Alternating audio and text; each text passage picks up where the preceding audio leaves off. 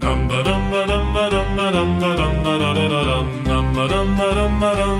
Dungeon Dudes. Welcome back to the Verdant Awakening. I am Dad, I'm Chris, I'm playing your DM for this adventure, and around the table we have...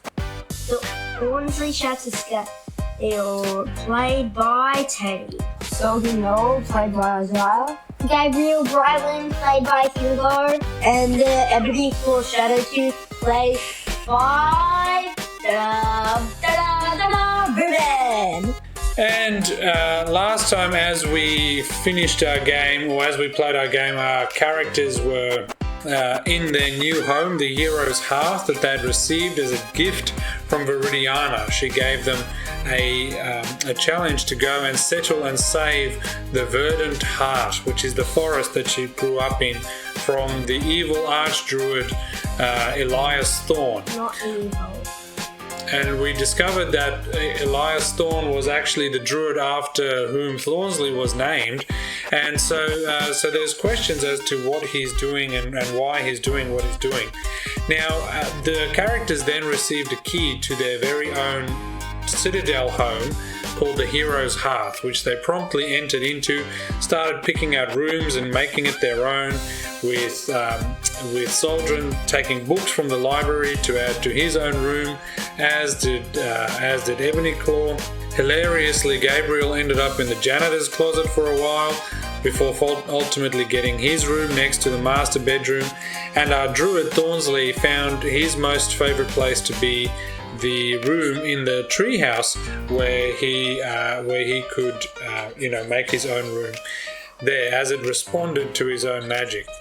Yeah. Upon finishing the exploration of their home, they encountered some of Elias Thorn's own defense mechanisms within this very place.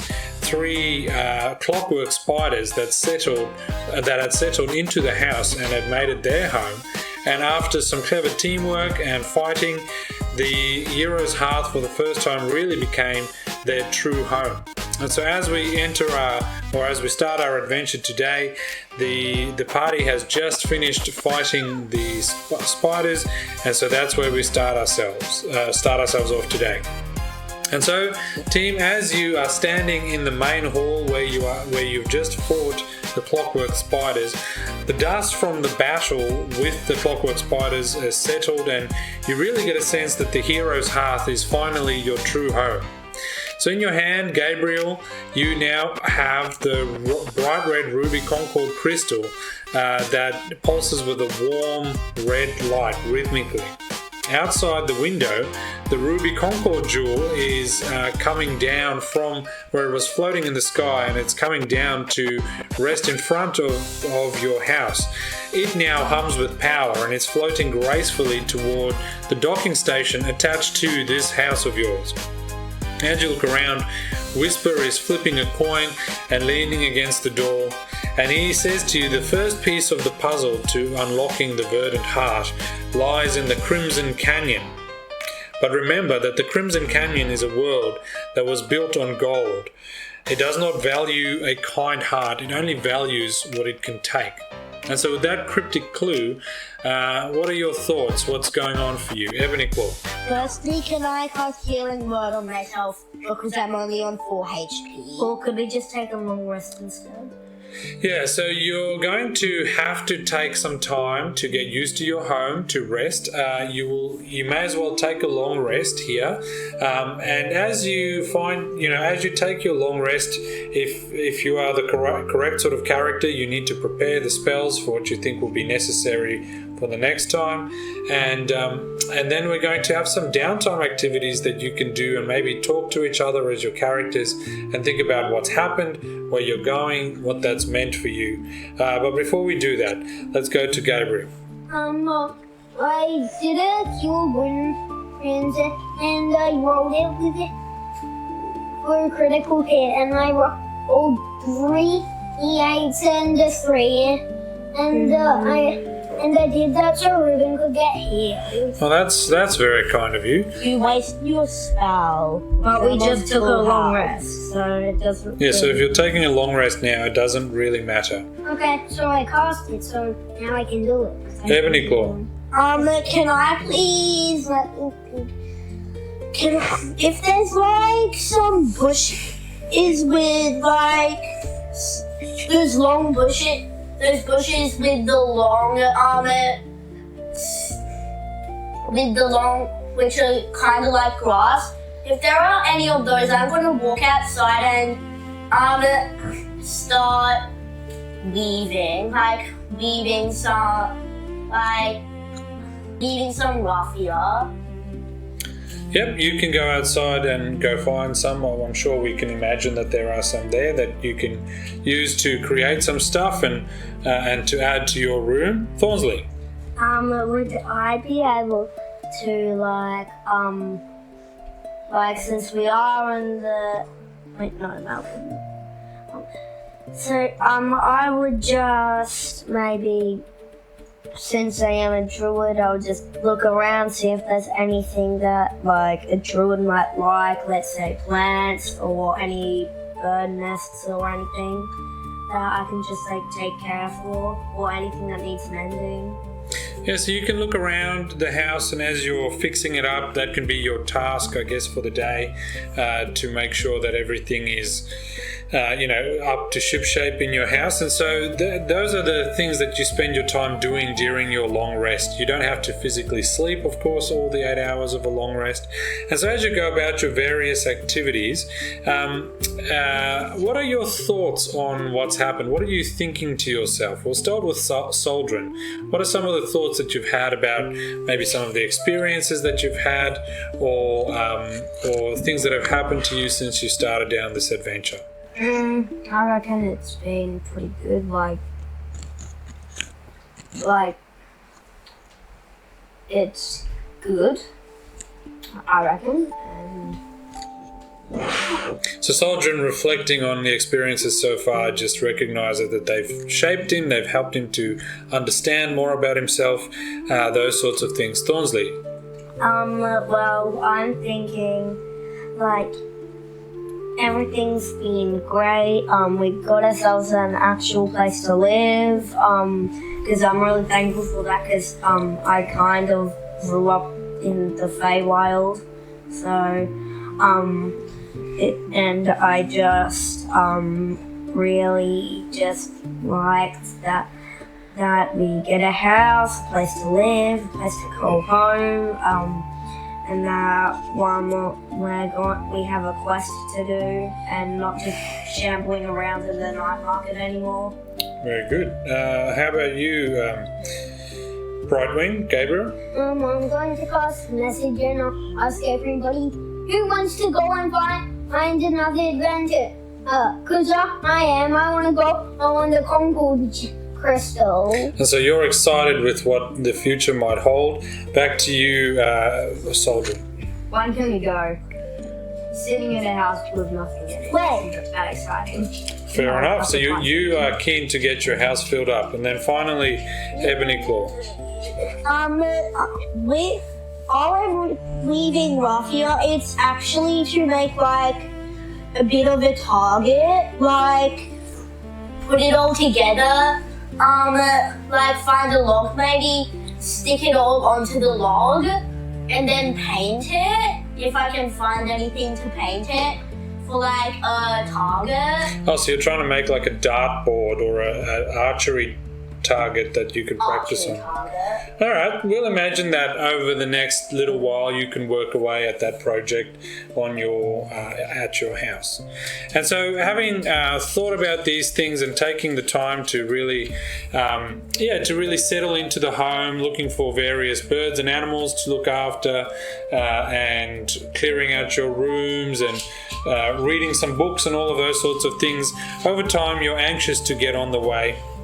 And so the next morning you wake up and you notice that the Concord Jewel to the Crimson world is ready to pick you up. And so the doors open, you step onto the Concord Jewel, and you, as you see Whisper there standing in the corner saying, just remember that this is a world that has been built on the back of gold, and to keep that in mind. And so, what does he mean by that? Like, will it take stuff? Well, I guess you're about to discover. Every world you go to will both shape you and require something from you as well at the same time. Would I just be able to roll at like an insight check or something to see what, just to see like a default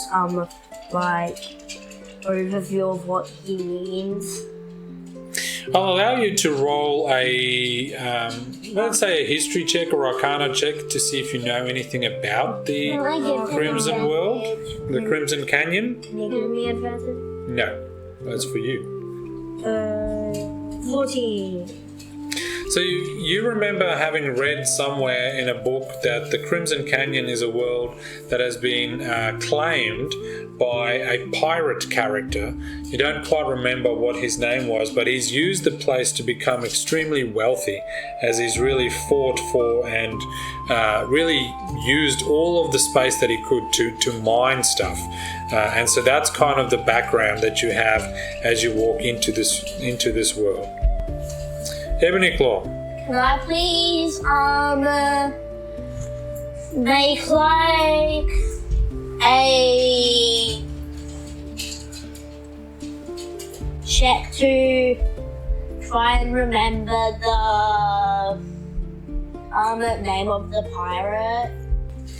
You'll find out soon enough. So let's imagine that you all get on the Concord Jewel and it starts departing. As you hop onto it, you see before you this. It starts creating what looks initially like a bit of a cloud that's swirling around in this bright red mist, and the cloud swirls more and more intensely, and eventually the Concord Jewel starts entering the cloudy mist. And those of you that are magic users realize that it's actually a kind of it's like a portal mist, and so the Concord Jewel is driving into it. And as you enter into the cloud of mist, you start seeing this tunnel swirling all around you, and you hear the sound of this vast wind as it swirls around you, to the point where you can't even communicate to one another because it's just so loud from all the swirling mist. Out the other end, you start emerging out the other end, and you look behind you and you notice that where you were at the Euro's Hearth in the Radiant Citadel is not where you are at all. You look behind you, the sky is perfectly blue, and as you exit through the other side, you hear this kind of hissing sound.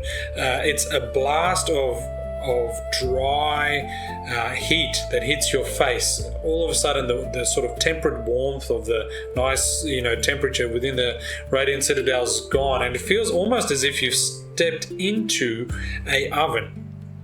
As you continue to travel on this jewel, you smell these iron metallic kind of smells in your mouth, in your nose. It's almost like a blacksmith's forge. It smells like copper mixed with iron. It's not from any injury that you've had, but it's because of the environment that you're in. And as you look out, over the edge of the Concord Jewel, you see a vast landscape that's like a desert that has been mined. It's kind of been a strip mined. There is this canyon, and the walls amongst the canyon rise up as the Concord Jewel slowly descends down, and there are these jagged layers of deep red rock that looks less like stone and more like crushed and rusted iron plates that have been bolted onto the sky. It's quiet around you, and the quiet is broken only by these faint sounds that's distant. There's this rhythmic tick, tick, tick, tick of gears that are hidden somewhere deep within the cliffs.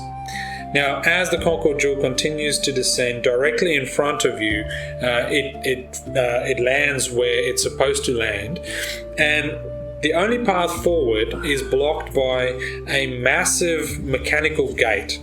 Looming above the gate, it looks like there's a giant that's looming over the mechanical gate. But as you move forward, you recognize that it's actually not a giant guarding the gate. The gate itself has been shaped to look like a giant frowning face. It has these two metal eyes that, as you move, tracks your every movement. in front of it there's this dark slot shaped like a hungry mouth. It's waiting for something. It seems like it's hungry. And hanging above you is this, above the iron brow of the giant, there is a sign in bold metallic letters hammered out in this kind of rusted iron, and it says, "Only the wealthy may pass. Pay the toll of true value." And that's where you find yourself. We'll go to Soldrin first. That tick, tick, tick, tick sounds. Are those clockwork animals? It's quite possible that they are. It might not be. You don't know. All you could hear is the ticking of... Does he want to take the study action? Yeah, to study the thing. Can I just say what it wants from us? Let's first go to Thornsley. Well, it says, pay the toll of true value. I'm just going to firebolt it right in the mouth. There's your payment. Well, let's see what the others want to do first. Let's go to Ebony Claw. I brought a book with. I'm going to say I brought a book with me, which is maybe the history of what's this thing called? The Crimson Canyon. Of the Crimson Canyon. Okay. Sure, you can say that you've done that. And I've read on like how to get through the gate. Okay. Well, I don't think that you could specifically do that, but it may give you some hints as you read through it now. We'll assume that you haven't already read it yet. Gabriel. I wanted mine so we could get wealthy in case we weren't, so we could pass. Well, you don't have access to these mines. You notice that these mines have been running for quite some time in the ground and against the cliffs and so on, but you don't have access to them. You are currently in the middle of a canyon in front of this gate. You can either go back to the Radiant Citadel via your Concord Jewel or go forward by dealing with this. Can I now do the study thing? It's up to you guys to decide what you want to do. This thing has lit up. Let's say that the control crystal for the party's leadership is now with Soldrin. Oh wait, so I should use the study action. Okay, so you can study as you deeply roll a investigation check for me. Or insight? No, just I'm not the best at those, but investigation plus 2. 5. Okay, so you have a look over this monstrous giant head standing in front of you, and you can what you see is that this has been designed carefully, if a little bit crudely. So it clearly has a purpose. You're not quite sure what the purpose is. You assume it has something to do with the sign above that says only the wealthy may pass. You must pay the toll of true value, but it doesn't give you a direct hint as to what you need to do. So you do, however, with your 5, notice that the mouth is where the toll needs to be paid or attempted to be paid. Can I cast Identify and would that tell me what we need to do? You can cast Identify on the giant, and I recommend you do that as a ritual. And so while you're busy casting Identify, what does that look like for those of us listening on the podcast? What would that look like? I'll just have it in my chin and say, Yeah, sure. And so you tap your chin away for 10 minutes.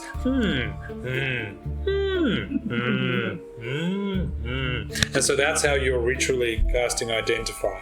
Ebony Claw. Can I cast if I cast Mirror Image, would that be able to go through a gate since it's not actually... Would Mirror Image be a solid? I think it's an image that appears next to you, doesn't it? Let me check. it's probably within 30 clicks. 3 illusory duplicates of yourself appear in your space until the spell ends. You The duplicates move with you and mimic your actions, shifting position. Yeah, that wouldn't work. Yeah, so they are literally mirror images of you that appear next to you, so that if someone is attacking you, they don't know what you look like. Thornsley. Can I just fire the fireballs at it? Sure, you can try. Okay. Hit. 16. So that hits. So you shoot your fireball off, and it hits the creature. Describe for us what might happen. Well, I'm just like the true value. I've already tried hugging the game. The true value is not love. And then I'm like, you don't want love, I'll give you hate. Alright, so as your fireball shoots off, bam, bam, bam, it hits the face of the giant, and he lets out a sort of a kind of screechy mechanical laugh. Is he a living thing? He's an animated thing, so it's alive in the sense that it can move and think, and so it lets out a bit of a laugh, saying, fire is not what real wealth looks like. I rolled for And then he says again, only the wealthy may pass, pay the toll of true value. What is the toll? Life. We'll go back to Ebony Claw. I'm going to ask everyone if they can give me their GP so I can put it into the mouth of the gate. I am boss and I say no. Can his Because study you don't action, know whether it wants GP or not. can his study action be done now? No, not study action, identify. Be done now. Yeah, so you finished at the big face, and you can tell from that the slot is something, his mouth is something you need to put something into. Inside is a sensor, a kind of magical sensor that is testing to see what kind of wealth you are providing to it. And so there are different kinds of wealth, and depending on whether it determines that wealth to be valuable or not, it will either open or remain shut. What do you want to do, Gabriel, not Brightman? I wanted to ask the face, what is the toll? What is the toll? So it says value, true value, perhaps as determined by who you are. Ooh. Thornsley. Would I be able to maybe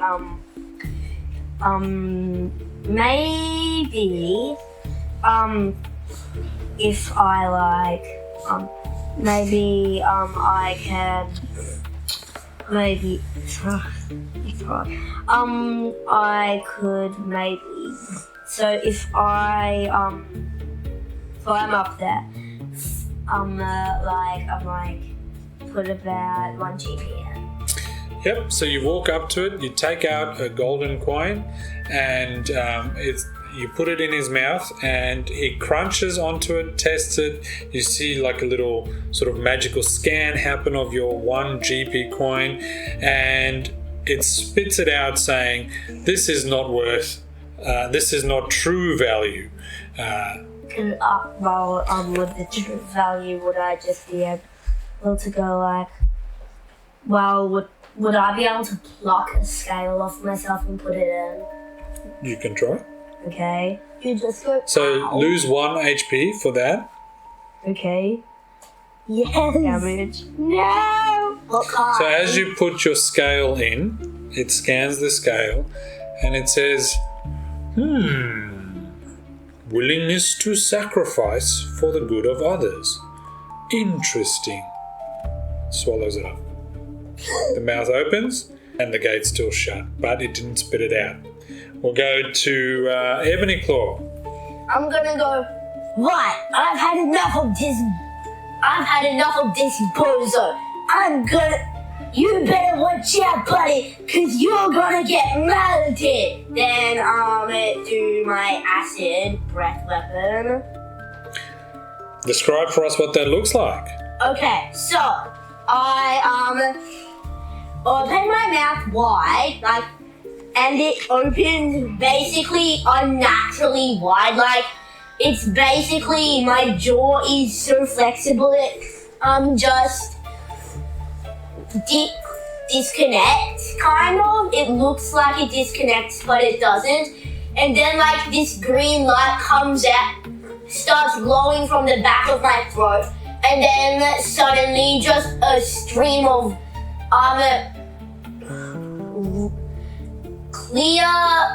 clear green acid comes out of my mouth, and it's bubbling, then hits the gate in the mouth. Take an inspiration for a wonderfully creative description. It hits the mouth creature that's blocking the gate, or the gate creature, I guess. And as it has this acid now actually in its mouth, it scans that and says, "This is not of true wealth, of true value. This has to do with your skill and not who you are." Spits it out, and you see this kind of magical rinsing that happens from top to bottom. It's like a white line that clears up all the damage that was done, and the mouth of the creature, gate creature, is once again exactly the same. How Soldier, could I give him my holy symbol? you can try. Why? Because then you lose it. Well, just okay, then do it anyway if you want to. It's up to you, boss man. I will. You'll be there. So you give it your holy symbol as a cleric of knowledge. So in it goes into its mouth. You see the little scanning line cross it again, and it says, "Here is something of real value, true sacrifice. However, this is an item that has to do not so much with your own identity, but the identity of the one that you are aligned to." And so you see it coming from the ground, rises up a hand that goes with this monster face, and it carefully picks it out of its mouth, and it puts it back in your hand, saying, "Thank you, but not enough." Yeah! We'll go to Gabriel. I give it my scimitar. Scimitar. You put the scimitar in, again the same thing happens. It scans it, and it says, again, this is something you can use, but not who you are. True value comes from who you are, not what you have. And so it gives it back to you undamaged. Thank you. As you say thank you, its mouth curls up a little bit in a bit of a smile, and the big metallic eye of this monster kind of winks at you, almost an acknowledgement of the politeness of the request. We'll go to Thornsley. After seeing this, a thing happen to you with the wink and stuff, would I be able to roll anything to see, what would that mean? Roll an insight check for me. The DC is going to be quite high, but tell me what you roll, and only roll it once. There's no cheating in this game. I'm watching him. What was it again? Insight check. 18. Oh, okay. I had 16 in my mind. So you come to think about what's happened here. There's been a sacrificial offering, if you like, from a scale from your own dragonborn armor, which represents sacrifice for the greater good of the team. There has been an action made by an Aasimar, angel creature, which represents good in the world, politeness, respect, treating someone, as they ought to be treated, even though this is just a mechanical gate. Nevertheless, there was respect involved. You think about Soldrin's gift of his holy symbol, something that's deeply tied to his own personal sacrifice. The gate acknowledged this sacrifice and yet returned it as something dear to his identity. And so you come to understand that what this gate is looking for. The other thing you remember is that actual gold seemed not to motivate this thing at all. And so as you come to think about all of these things, you start to realize that the various things all have to do with the identity of who a person is, not so much what they carry, what they own, even what they value, but about who they are on the inside, and that's the insight you get from that. We'll go to Ebony Claw.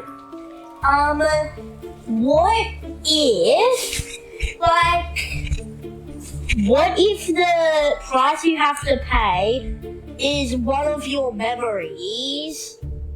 So I'm just gonna stick my head in the mouth. Okay, so you stick your head in the mouth, and as you do so, you look up and you see above you what I guess would be described in our day and age almost like a laser scanner, and it scans across your head and it spits you out, and it does a bit of a gate chuckle. And he says, "I don't want your head, I want what's in your heart." Oh, so I'm just gonna jump straight into it. So you can't fit. All of you can't fit. Thornsley. Well, would I be able, with this insight that I've recently gotten, would I be able to say a true sacrifice will be one made for the team, and then I will sacrifice my basically who I am. I just I'm like, take it. I don't care anymore. I'm just trying to help my team. And so what are you actually going to give it? Basically, everything I'm going to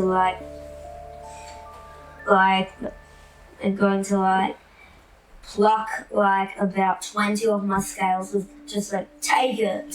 We're gonna have 3 health left. Okay, so you pluck each scale with a deep pain, plink, and it comes off one after another. And so you would have essentially the bloodied condition, having lost a ton of your own health. You put all of these scales gingerly into the machine, and it scans across it, and it says, here is a druid that understands sacrifice. Even though he is so different, even though he's named the same and after Elias Thorn, this druid understands what it means to look after the land. And the thing that was scanning each of the individual scales turned towards you, scans you up and down, and you disappear, leaving only your 3 compatriots behind. I know he did. We'll go to Soldrin. I am willing to sacrifice, let's say, what could I give it? Your blood? No, it's creepy. And look, I don't have anything to grab it in. Could I give it my book of the election of divine decree? Sure. The ledger of So you put your ledger in there, what did we call that? So it Ledger turns of into the lexicon of divine decree. It's currently just called the Ledger of Legends. So as you put it in there, the thing scans it, and there's this loud humming noise, like a machine kicking into gear. A bright purple light starts shining from its mouth, emanating, and you feel the rumbling of the floor underneath yourself. The mouth shuts, it opens, the ledger itself is gone, and this gate creature says, "Willingness to sacrifice even that which makes you so uniquely you is a real gift to me, this clockwork door." And in an instant, you disappear, leaving only Gabriel and Ebony Claw behind. I'm Gabriel. going to get that thing back. I'm going to say, sad. take everything I have. I don't need anything. You can even hit me a lot. I just don't want to be with this punk next to me. And so insulting your brother or your friend, whatever, I guess, I don't know how you're related in this story. So the door again chuckles to himself. Ho, ho, ho, ho. Sibling rivalry has always been a problem. But this is not so much about what you can give as about what you already have. And he rejects your offering, and you still stand there. Yeah. Go back to Ebony Claw. I'm going to take out one of my daggers, and then so I'm going to take out one of my daggers and put a little cut in my arm, so it's bleeding a little. Put my arm in the mouth and let a little bit of blood drip. So take 1 damage. So, take 1 damage. The mouth says, "The gift everyone requires to give me is not the same. I do not require your blood, but the creativity in your heart, O Bard." Oh, I think I got how. And we'll pause. We move now to People who have disappeared. Soldrin and Thornsley. Both of you find yourself, firstly, Thornsley, you find yourself in what is pure blackness. You're kind of floating in the middle of space. You've winked out of existence, basically. But you look down, you can see yourself as if you are fully illuminated, but there is no source of light. You don't understand how it is that you can see, but it is pure darkness. About 30 seconds later, Soldrin pops in next to you, and the two of you are there floating in this space. What do you want to say to one another? We'll go with Soldrin. Can we walk? You can try, but as you do, your feet just kind of exactly what you're imagining in your mind. There's nothing to walk on. You are just literally kind of floating there. You move your feet, but it doesn't do anything. So you can move your arms. Like this. No, it doesn't do anything. It just their legs just move, but not on anything. Thornsley. Well, would I be able to maybe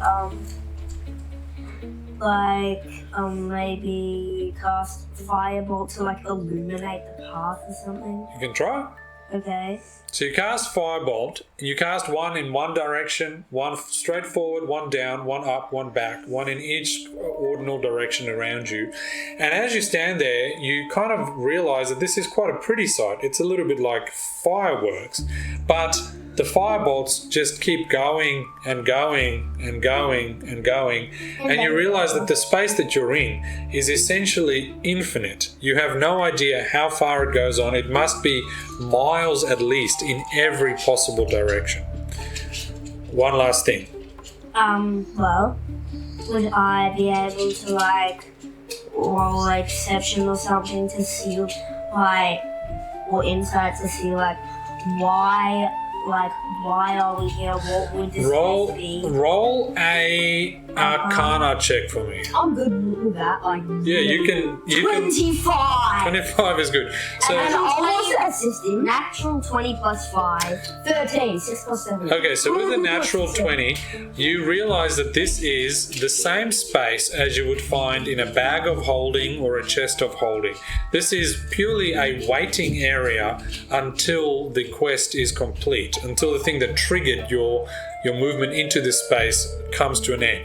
So you realize that you are perfectly safe. There's no danger to you, but you also realize that you will be in here for all eternity unless Gabriel and Ebony Claw. You're still in the same space. You can spend this time to mend yourself if you like. I'm about mending on myself. You can do that. You can just do mending over and over, one scale at a time. And so in the meantime, we go back to Gabriel and to Ebony Claw. Ebony Claw. I'm going to maybe stick my hands with my lyre into the gates. I don't know. Let's say mouth. And then play a little song. Sure. Like the first, Twinkle, Twinkle Little Star, because it's my favorite song. With my my favorite song, even though I'm basically a fully grown adult. So what did you play that with? Sorry, what instrument were you A playing? lyre. So as you whip out the lyre, you put it underneath the mouth, which is big enough so that it fits. The mouth looks at you and says, "Oh, now we are getting somewhere. Show me what you've got." So it gives it back to you. That same hand rumbles up from the ground, delicately takes out the lyre, gives it back to you, and then he says, "Now show me what you are made of." Then he plays that most epic concert in the world. Yeah, I'm just gonna play the most epic concert in the world. With me! Yeah, you was like bam, bam, bam, bam. All right, so give us a description of what actually happens, Ebony Claw. Dun, dun, dun, dun, dun, dun, dun, dun. And basically a spectral band appears even though there's no band. You can't mirror image. Yeah, mirror image. And then as well as other mirror images, then I And then also it's for you playing the lyre.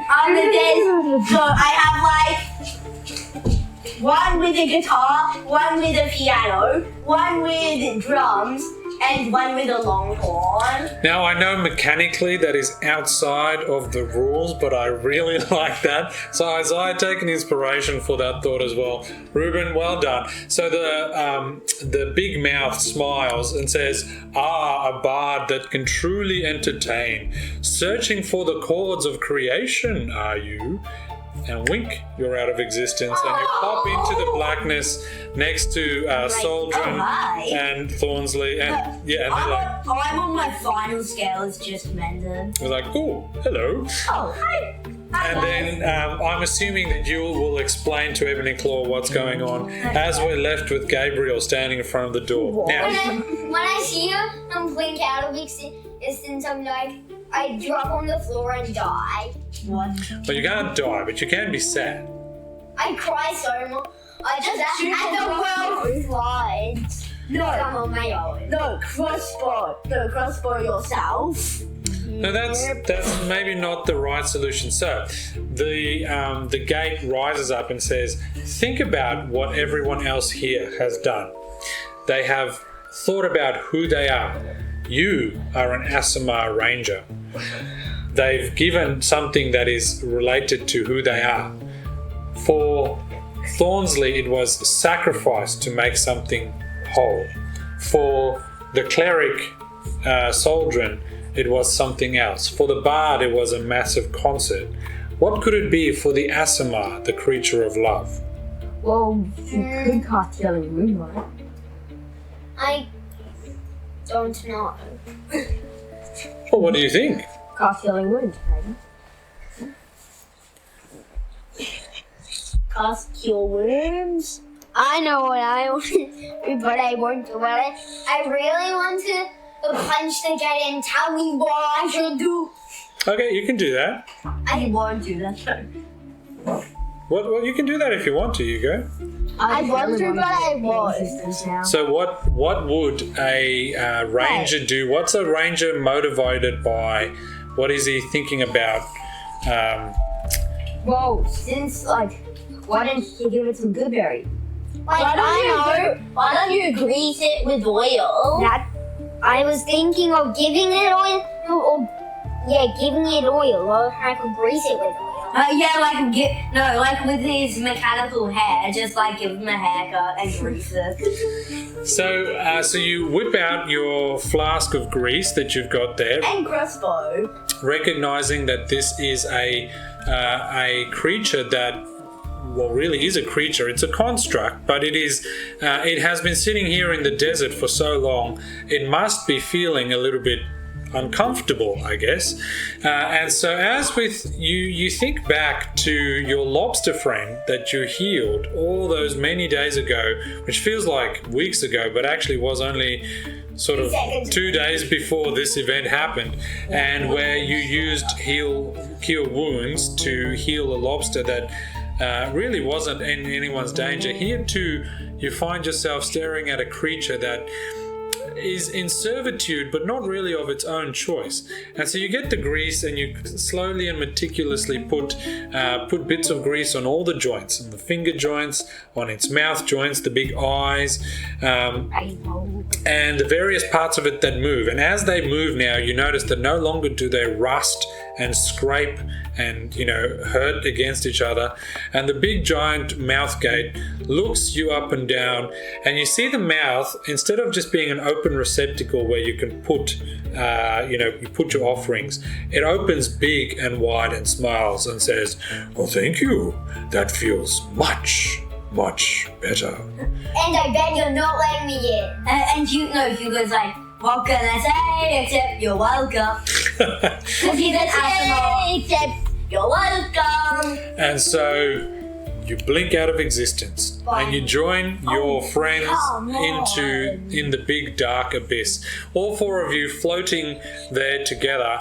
You sort of look at one another and you think, well, what's going to happen now? And right underneath you, it looks like almost like a TV screen turns on, but this is a big round open hole, and the forces of gravity from the real material plane start working again, and all four of you tumble out of this hole into a giant pit. The giant pit, not a pit, like a pile, a giant pile of you. You tumble onto each other into like a giant pile, one over the other. Unfortunately, this time Thornsley is at the bottom, having just healed himself and mended each of his scales. I land on him with my particularly heavy bottom. Yes, and so thunk, thunk, thunk, thunk, thunk. And at the very top, Gabriel lands, and he actually lands on his feet, and he just walks down the pile of what is underneath him. Thornsley at the bottom is like, I broke my back. and you stand up. My head is on Teddy's face. And you look around, and what you see is you're actually just on the other side of the gate. You examine yourselves, and everything that you had given has been returned either into your inventory, your scales. You still had one scale missing, but the scales are all perfectly fine. Your health is exactly where they were. Everything that you have given for this particular gate to let you in, the things of true value have all been restored to you. You look back towards where the gate is, and you realize you can actually see straight through the gate. The gate, in fact, was an illusion.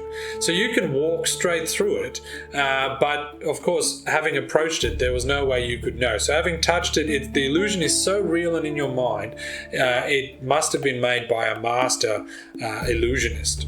I'm just gonna in Druidic, just write a message where it was to say it's an illusion.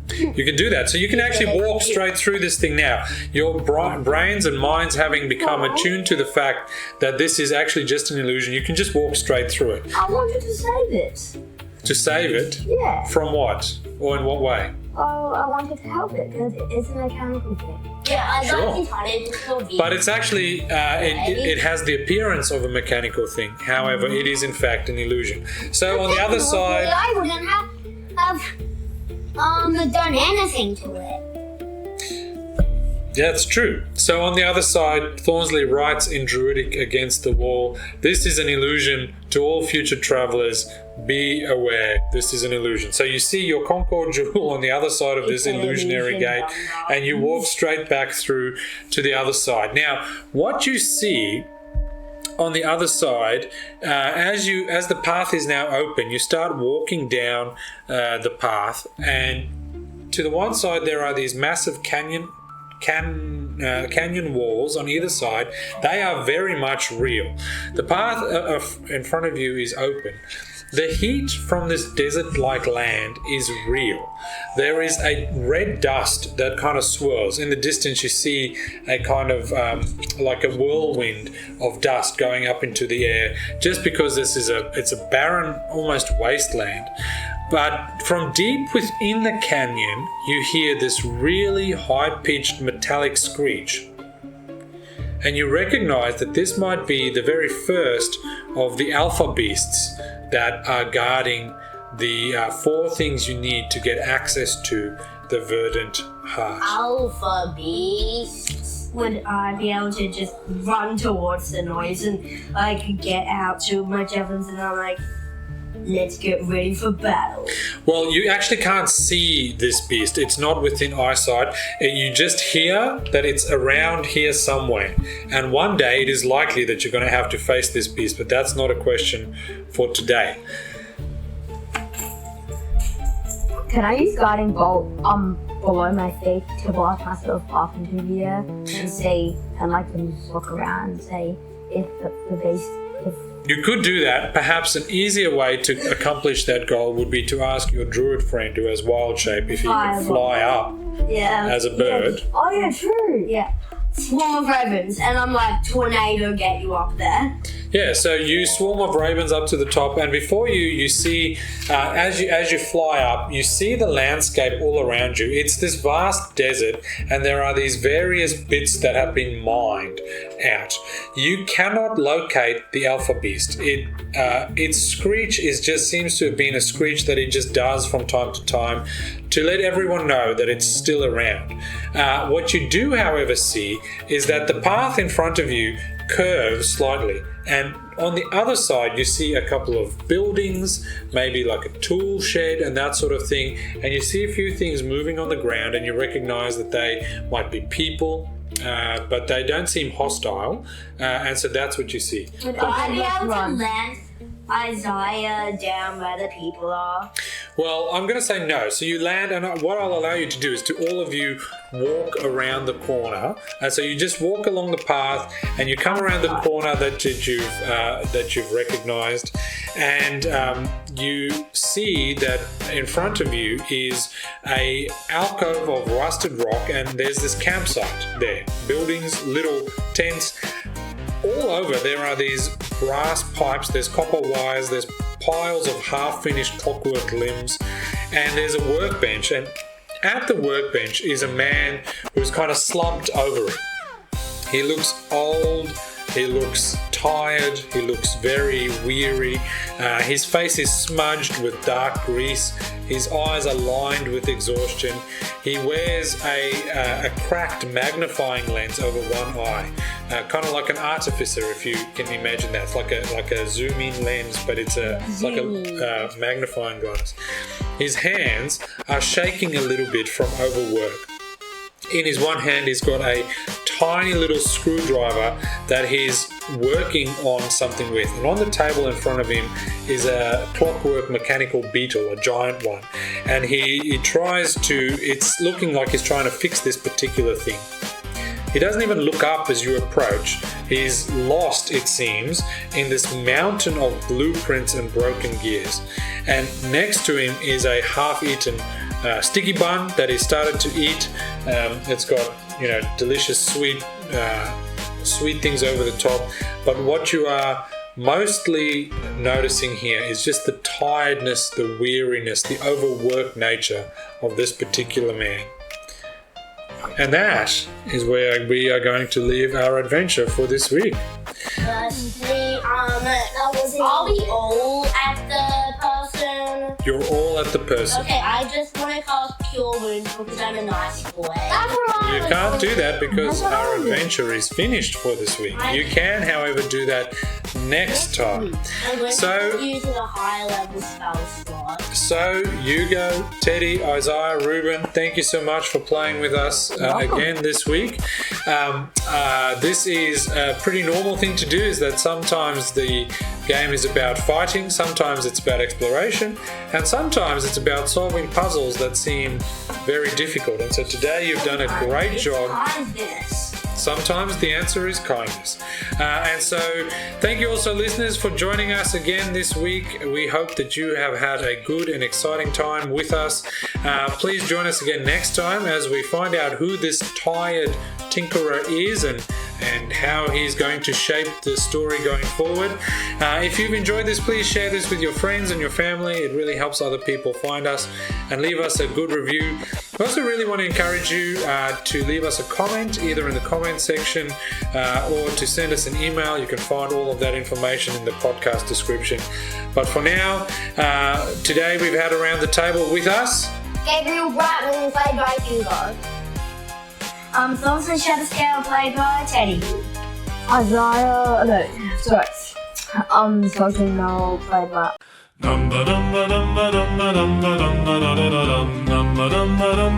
That's Dungeon Dudes.